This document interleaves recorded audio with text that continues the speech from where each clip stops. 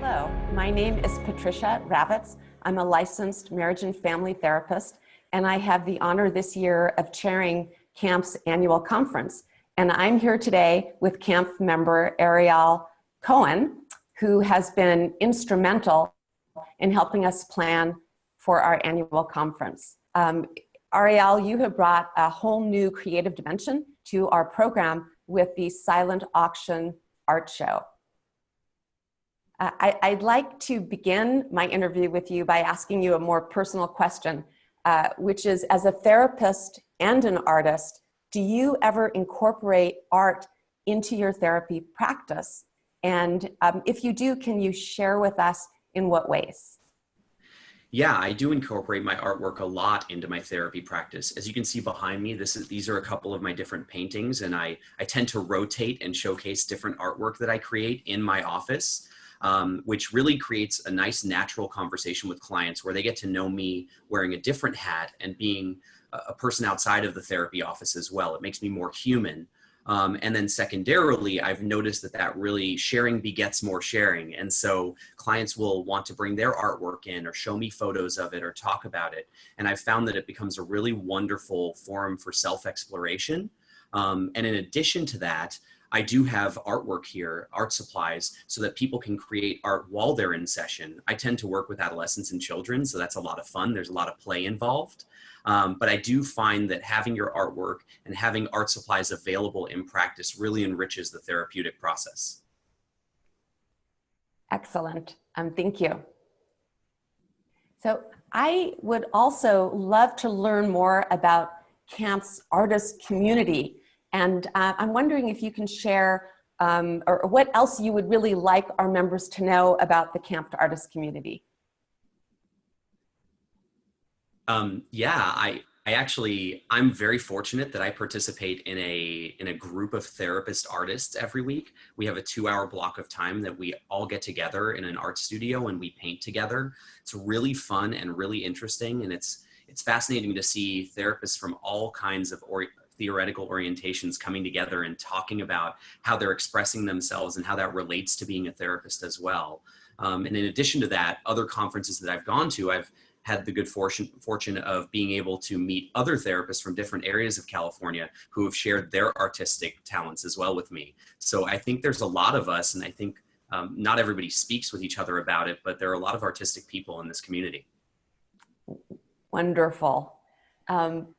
As you know, and I'd like to share with members, the CAMFT artist community has very generously donated their artwork to our silent auction to benefit the CAMFT Political Action Committee. CAMFT PAC is the advocacy arm of our association, and it works to meet the needs and the interests of MFTs and all of the people that we serve. I know that you've done a lot of work with this project, and I'd like you to share why the CAMFT PAC is important to you, to our members, and to the MFT profession. Sure.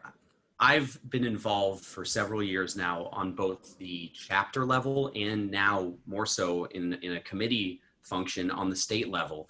And I've had a chance to see how important it is to think outside of the therapy office, so to speak.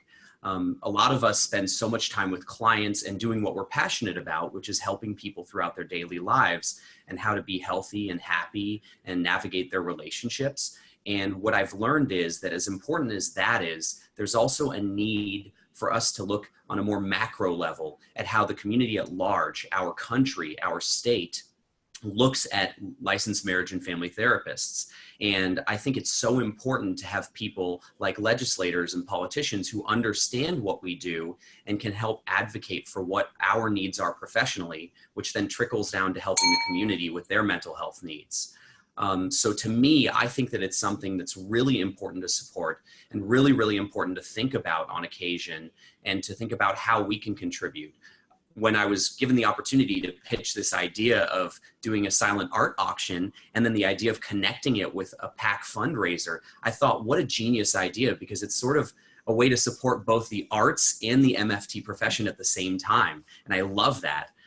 So I'm really excited to see all the artwork, and I would really encourage any members who are going to be at the conference to attend the CAMFT PAC fundraiser lunch, which is going to be on Saturday of that weekend, April 28th, because you can learn more for yourself about what they're doing currently and what they've done in the past. And that's always helped me appreciate much more how important it is.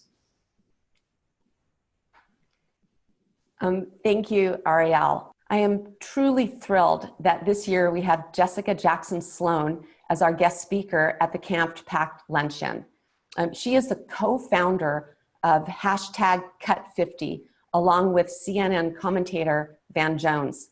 And Jessica is going to be sharing with us how MFTs can play a vital role to advocate for mental health treatment for incarcerated youth and adults, rather than what we are seeing now, which is that addicts and those that have mental illness are often being funneled into prison rather than receiving the treatment that they really need. And we'll be learning more also about alternative sentencing to treatment. So I hope that you will all join us at the PAC luncheon to learn about how MFTs can help increase access to mental health care and create healthier and safer communities. See you there.